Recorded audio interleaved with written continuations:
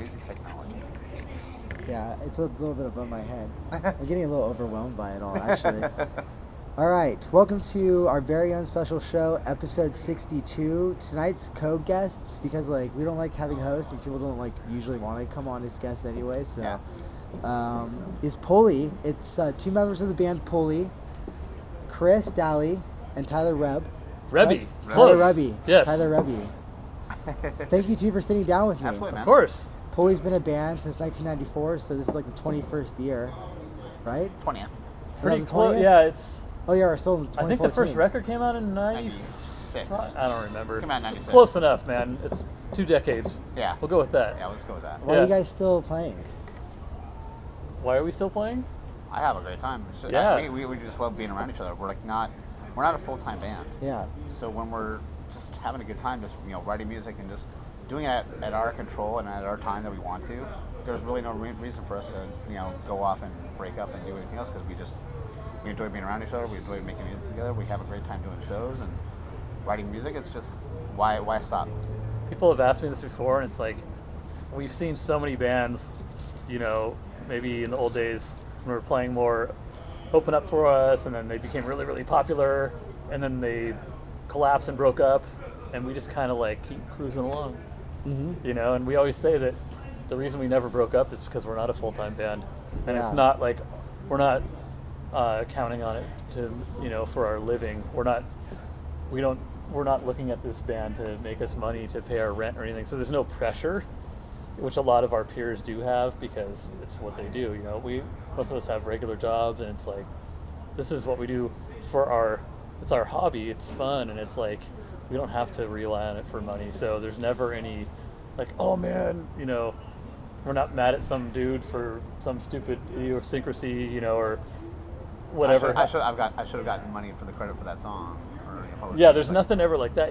We split all our publishing 5 ways. There's no animosity ever, over anything important. So I think that's why we've lasted so long, and luckily we keep getting cool shows, and we keep putting out stuff every once in a while, and so we've been able to have some longevity. And when you look back and go, holy crap, it's been like 20 years or whatever it is, it's pretty cool, because a lot of bands didn't last that long. And also seeing every we'll play we'll basically do like a season of shows when Scott's not doing baseball, and we'll for the most part we'll play the same places. Yeah. But it's cool, like you see younger kids coming to our shows. It's like, okay, these got people to be turned on by their parents, even by their siblings, whatever, or a friend. It's just cool to just like see new people come out and sing the songs to songs that maybe they were like barely born. Mm-hmm. Yeah, it's really weird to think about. Yeah. Definitely. You two have played not only in Pulley, but a litany of bands, really. I know you both were in Death by Stereo, which I just found out. Mm-hmm. And then 10 Foot Pool for you, Chris, as well as you played with Zebrahead. And Tyler, you've been in the Pulley. 2 main bands you would know of would be Pulley and Death by Stereo. I've been in a billion bands you've never heard of, probably. Me too. But it's good. It keeps your chops up, and every time you play with a new group, everyone has different ideas, different way of thinking, different way of writing, different way of doing, and it expands your mind and your horizons. And I mean, I know when we were in that band together, and that's when I met Chris, and so now Chris is in our band, so that's cool. Yeah. I'll take it. And I know Pulley's been kind of adhering to you've been releasing EPs lately, I think since like 2004, which matters. That was the last full length, right? And then you've done a bunch of EPs, which kind of like harkens back a little on your awesome website, by the way, which is it's like one of the better websites for a band that I've seen. You talk about how it kind of throws back to the 80s era 7 inches. Why are you kind of doing this or releasing music in this way? Well, the main reason was that we have such a small amount of time that all 5 of us are in town together. Yeah. Because everyone's either in other bands touring, or Scott's got his baseball gig, which is basically February, like Valentine's Day till October, and it's like when we are together, a lot of that time is spent playing shows. So there's not a lot of time to write or to record or whatever. So we'll have to forego playing shows to record. And so that's kind of why we did that first 5-song EP. We had 5 songs, like, okay, let's go in and record it, And then it was like, okay, we got 3 more songs. Let's do that a couple years later. And with that one, it was like, well, these are time insensitive material and the long and the short of it. The long and the short of it, yeah. For the long and the short of it, it was kind of like, that was the joke of the title of the album was, it's a long wait for a short Sure. album.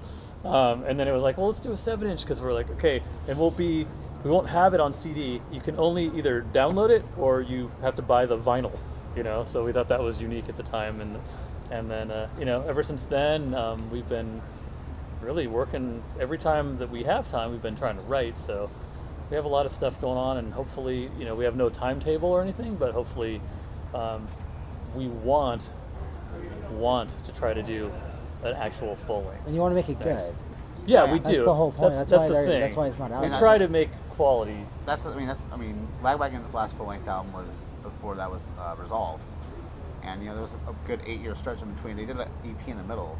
They you know, there was 8 years between that and the new one, so there's a lot of anticipation, and you know they hit a grand slam in my opinion. Like that's what you want to do. Like, okay, it's been 10 years, it'll be 11 years next year since Matters came out. We don't want to disappoint. It's funny too. You know, it's been 10 years since our last full length, and we just played a show in Canada for this cancer foundation, and we played the whole album. You know, and it was. I think that really, at least me personally, it inspired me to, you know, have a lot of new ideas and kind of. I think sometimes when bands do those shows, like maybe Face to Face Tonight, where you play all the old material, you revisit it. Maybe you haven't listened to the album in a long time, or there's songs you forgot about. I think when you do that type of stuff, it helps you. It kind of jogs your memory, like it inspires you to kind of like go back to that. Not to repeat yourself, but you know. The thing that was like the stuff we have 2 songs that we're doing that I actually wrote, because I actually once upon a time I actually became friends with our old guitar player Jim Cherry from Pulley, who was in Strung Out and Zero Down, and I actually had written these 5 or 6 songs, and I went over to his house to demo it, and he actually helped me arrange them. And it was about 5 or 6 months before he passed, and I actually had finally the nerve to actually play him for a band I'm in, and Scott loved them, and so actually 2 of the songs we've been working on are the songs that I wrote with. It's kind of like bringing this back full circle, because Jim Cherry was a part of the arranging of those songs. Of course. And so we actually got through one song completely. We just had practiced it the other day, and it sounded great. It's like, I'm like, wow, it's kind of amazing. So we're trying to work on, in between practicing for shows and stuff, we're trying to work on new material, and whenever that comes to see the light of day, remains to be seen. But you know, people ask us all the time, when's the new thing coming out? So we never really like to say it, because we don't. It's so hard for us to figure it out ourselves. Yeah. But you know, we definitely are working on new material. So you know, re-recording or playing the songs that were around so many years ago when Jim was still alive kind of reminds me a little bit of what Pennywise recently did with their most recent with Yesterdays, in which a lot of the songs were at least played during that time. A few of them were written by Jason Thirsk, I believe. Like the song "Slow Down," which was a hidden track on Unknown Road, is on the album, which is awesome. You know, I thought that was great that they re-recorded that and revisited it. That was great. I love it. I think it's important that I mean, Pulley is an important band from the turn of the century, and before that, you were featured on a lot of the important popular culture, skateboard, punk rock things during that era. And your tracks are familiar to a lot of people, not necessarily just people that listen to punk rock. I remember back in like 8th grade, which would have been like in 2000, 2001, pretty much everybody that skateboarded knew who Pulley was and listened to those 3 records at that time. And you continued on Epitaph for, I believe, 2 more records, and then you've been releasing stuff on X Members ever since, which is your record label. So that's pretty do-it-yourself. Yeah. Do you think that because of like technology and the way music can be done today, that it's sort of fostering that sort of decentralization? That's really what it was. I mean, a lot of when we first did our first release, it was kind of like we just figured, you know what, if we just pay for the recording ourselves, which we can do for way cheaper than if a record label pays for it, and so there's all this extravagant money flying around. Let's do it ourselves, and you can just sit. I mean, it really was just like uploading it on my computer to the internet, and there it is. It's out. It's like, okay, well, let's try that, because do people really care if it's on Epitaph? Or if you know the band Pulley, you're just going to buy it. You don't care what label it's on. And so we just kind of went for it, because it was all under our control. We could do whatever we wanted to do, and then, you know, we did this DVD, and we did, it was just, it's kind of like, okay, you know, when I'm typing in, it's like, when do you want the release date to be? I'm like, today? I don't know. Yeah. You know, it's like kind of weird to think about those Yeah. things. So, you know, I mean, it remains to be seen what we'll do with the next one, but it's kind of cool that bands have the control now, and the labels are the ones that, you know, I mean, nothing against a record label, but it's kind of like there was a lot of what's the word I'm looking Well, for? the bottom line is they need to make money. Yeah. So you're like, to them, you're an investment.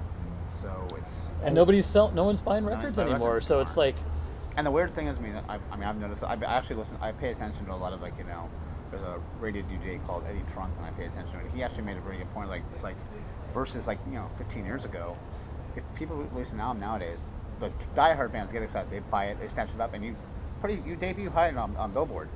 But all your diehards bought that album the first week. After that, it just goes off the charts. It's like, you know, he said Judas Priest's newest album, it debuted at number 10, and like 2 weeks later it was off the 200. because everybody buys it the first Everybody day. buys it the first It's week, done. and that's when all the diehards care, and then the rest of people just get on for free. It's a tough industry, you know, and And it's not getting easier. bands Yeah. make their money on tour. They don't make money off record sales anymore, and we don't tour. So, you know, we just don't make any money really, Yeah. but we don't care. We have But fun. like, it goes back to what I said. It's not for our career. It's for our enjoyment. You know, It's so- like eternal as well. This stuff will be around longer than you guys are. I guess Absolutely. maybe that's the point of time in sensitive material. Maybe. Yeah, that was a kind of little bit. the thing. You know, we were talking about how disposable music is. You know, that's why Sure. the guy in the covers, he's throwing all his records in the trash. Yeah. You know, and it's like, and he's trying to play the CD upside down on the record player. It's like, you know, when we were growing up, you go to the store, you buy the album, and you sit there with your headphones on, and you read every little thing. And you read, you know, who the band thanks because you want to find out about a new band that maybe they like, you know. And now you look at the album cover and you're like, you see a square that's that big, Yeah. and you're like, oh, okay, cool. I don't like this song. Fast forward. Oh, this album sucks. Delete. Yeah. You know, Mhm. it's like, That's how quickly it's supposed to be. yeah, it's just done, and it's really sad. Yeah. At the same time, there's so many fucking bands now Mm-hmm. that like don't even establish themselves. They don't learn how to be a band before they're already all over Facebook. Yeah. I mean, they play their first show and it's sold out, and they've never even played live before Yeah. because all their shit's computer programmed and it sounds perfect and cut and paste and everything, and it's weird. But I mean, Sure. maybe we're sounding like old geezers, but it's like, what's going to be the future? I mean, I think it's gonna be like, I mean, not that I know, but I feel like there's that copy and pasting thing that's going on in music today, which, like you said, is Yeah. standard, which is so much different than having grown up and like played in punk bands. The idea was like play the song like the whole way through and Yeah. not mess up. and, like, practice, get good at Yeah. it, and then record it. Yeah. I think there's gonna be some like mixture between like Nirvana meets like Deadmau5, where there's just like this stuff is just somebody tries to record it and just tries to fuck it up, just in Yeah. the vein that 1980 was trying to go on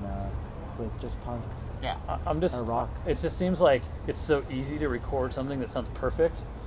I believe so. I mean, is it going to be like just a program? Like, okay, I want to write a punk song, and it has, you know, verse, chorus, bridge, Well, that's what verse, the chorus, and like mainstream is enter, and and it will just like be. prints it Yeah. out for you. Yeah. It's It is. weird. But I think, so you guys have played a lot of shows, and some of them, how has it been overall? I'm sure some of them have had, it seems like having followed you on Twitter, which, by the way, you guys do an excellent job keeping up on the That's all Twitter. him. Nice job. You reply to people who are like bitching at you about albums? Well, what happened was, I mean, we had a Twitter, I started one and- and never did anything with it. and I'm probably the guy that has the most time on my hands. Yeah. I mean, I do music for a living, whether it be playing drums at a doing piano bar, or I fill in for the bands. All these other guys have regular 9-to-5 jobs with kids and wives and mortgages and all stuff. So I said, you know, let me handle the Twitter. I mean, I can handle this stuff. And so he gave it to me, and ever since then, I've been very instrumental, like in responding back to people. Hey, you know, come to this place. We would love to come here, but you know, we're not going to go to fly to Billings, Montana for a one-off. Yeah. You know, Mhm. it's not that, it doesn't work that way, unfortunately. I Yeah. mean, so we would love to, but Yeah. it's not. it's not I the mean, way yeah, the we process. we're lucky enough to play, you know, some great festivals and great shows like tonight. Mhm. And then sometimes we play shows that there's freaking 5 people at, you know, but those 5 people are stoked. Yeah. Yeah. You know, I mean, Still rock out. Sure. I mean, the Brick by Brick seemed like there was maybe less of a turnout than Yeah. whereas the case at a lot of other shows, just judging by the and response. we played Brick by Brick a year before, and it was sold out, you know, so you never know. I mean, Yeah. it's just, but you can't care about that stuff, you know. Yeah, like sure. if, like I said, if we were doing it for our livelihood, we'd be bummed and we'd be fighting because who is this promoter that did the show, or oh, no one wants to see us because our drummer sucks or whatever. You know what I mean? Like, Hey, but we don't. It doesn't matter. It's like, okay, I'm just gonna go to work on Monday, and that's how I make. You know what I mean? Who cares? we ended up having a fun time that night trying to find somewhere to eat. Yeah, it's Yeah. like that's what we remember is we had a good show, we played, we had fun, and then we went and we're all friends and we hung out, and you know, 3 of us went and saw a movie the next morning, and you know, screwed around. It's like those are the memories we have. Then went and played a show in Long Beach that night. Yeah, so It was awesome. so it's Yeah. kind of like we're just the same as the fans. We're just having fun playing music, and luckily Exactly. we get to play rad shows like tonight. And Yeah, I can't wait. I mean, I always say how it's like we don't have any sort of infrastructure. It's just us, and the fact that we get to do really cool shows is really cool. Because any other band that's doing stuff like this, there's a manager and a booking agent and guitar techs and a merch person and a publicist. We don't have any of that, Yeah, you know. So you don't need any of that. that's great. You want to write to the band? Chris is going to answer you. You know, it's like Yeah. there's Yeah. no wall. Or you. Or me. Yeah, you wrote to me and I wrote back to you. You know, and here you are. You're keeping people interested, that's for Yeah. sure. I know that your Yeah. social media is growing, and people. I mean, Pulley is an important band from that fits into this puzzle of like really the Southern California punk scene, which I've Thank you. had the chance to interview people like Rick Froberg of Drive Like Jehu and Oh. Hot Snakes, and Justin Pearson of Locust and Retox now, and some other people, and it's just there is this common thread there. It's still kind of do-it-yourself. There was that sort of period. I mean, there was the Nirvana period and the Green Day period and the Blink-182 period where it was kind of a balloon. Maybe we'll see that again, and you guys will certainly benefit from that. I wonder about that. I mean, I feel like there was kind of the whole emo phase that got popular, and then that's just gone. Yeah. And like, but the I don't know. Excuse me. I'll be Oh, right no back. I have a problem. phone call. Yeah. He's getting the answer to the question you're going to ask him right now. Perfect. Someone's going to phone in the answer to him. But yeah, it's like,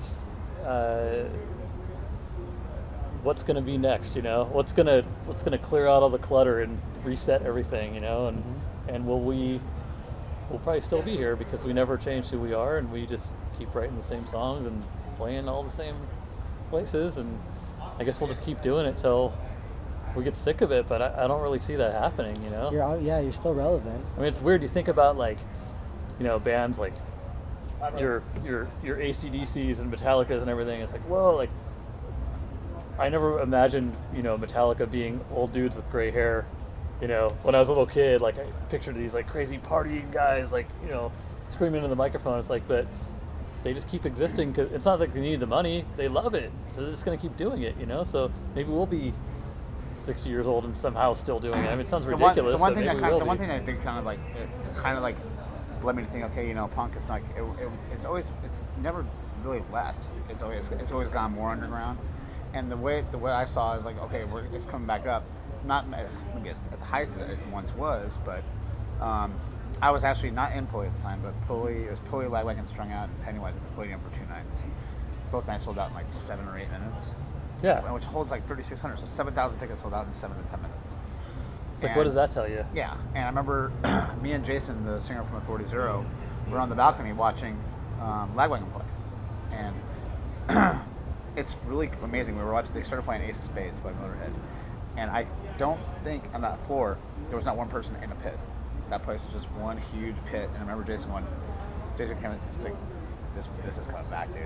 Look at this right now. I'm like, I mean, the promoters amazing. have to see that show sold out in 7 minutes or whatever, and go, oh, like, It's none back. of these bands are on the radio, really. And it's Yeah. like, who are these people? And this is selling out in 7 minutes. That's what people want to see. It's like, and that was before even Pulley, Lagwagon, or Strung Out were even announced. Then all of a sudden, I remember like seeing, a ticket was going for like $600, just because everybody wanted. You know, what's the opportunity? What's the opportunity you're going to see those 4 bands together You know, doing a show like that? right. It's cool when it happens, and I think that's what made it so special, is because it doesn't happen all the time. If it did, it'd be kind of redundant. But It's not like that anymore. Like tonight, this weekend with Face to Face is special because each night they have is just one band playing with them. Tonight's us. We were lucky to be asked. Got about this tomorrow. Sunday's unwritten law. So it's like, you know, it's not like, you know, it's like face to face somebody, which, you know, it'd be cool. I mean, I always love watching local bands come and play. You know, I always like seeing, like, there was a band we played with in Vegas, and I was intrigued by the name because the name of the band was called Franks and Deans. It turns out they were just a punk rock tribute to the Rat Pack, and they were incredible. Me and Tyler going, it's really why aren't you guys like going to play? Why aren't you guys like trying to play like a residency around here? Because they were actually a very good punk band doing Ain't That a Kick? Yeah. Like, you know, it's just cool. I mean, it's cool to see that, but you know, the rarity, the chances for seeing bands like this, like especially from the '90s, which is such a, you know, there's early '80s, the '70s, but like '94 to '98 or '99 even. That was such a magical 5-year period of just punk was everywhere. Awesome music, awesome albums. And yeah, every album was incredible. It wasn't like 1 or 2 songs like radio bands. You knew if you bought something on Epitaph or Fat, it was going to be good quality. Yeah. Mm-hmm. You bought Face to Faces, Don't Turn Away. You bought Good Riddance. You bought No Use for a Name. All those albums were good from front to back, in my opinion. And a lot of people. I mean, Maybe it's coming back, you know? Who knows? I was at The Offspring, Bad Religion, Pennywise, Vandals, and Stiff Little Fingers show in Chula Vista, and it was packed, 10,000 people, with like 4 mosh pits and fires in the grass. And I guess it's back then, man. I heard Offspring were incredible too. They played Smash from front to back, and I heard they were incredible. Yeah, they were great. All of them were great. Yeah. Bad Religion's almost 60. And they still sound amazing. Yeah, they do sound amazing. Yeah. They do. So what are you two doing in your spare time? Are there any sort of projects that you like want to kind of promote, or? I'm going to be leaving on tour the day after our show at the Slibar. I leave on tour for 5 weeks. I got asked by my good friend Sean Sellers, who's the drummer for Authority Zero and in Good Riddance, to fill in for him. I'm going to be doing the touring the U.S. with Authority Zero, opening up for Big Fish and Less Than Jake. That's cool. So that was an honor for me to be asked. I love Sean. He's one of my mentors. And 2, Authority Zero is great guys and they're an amazing band. So the fact that they asked me meant a lot. So that was really cool. And so just doing that, and then writing with these guys and having a good time doing it. Yeah, just, you know, we're going to start winding down. We have 2 more shows after this for the year. And then, you know, we got spring training baseball starts February 14th. You guys ever go out to that? Yeah, actually, we probably won't do it this year because we just played there, but lots of times we'll play an Arizona show, like around spring training. So he's there, so we'll just drive out and play a club like after one of his games or whatever. So, but the club that we usually play, we just played there last month.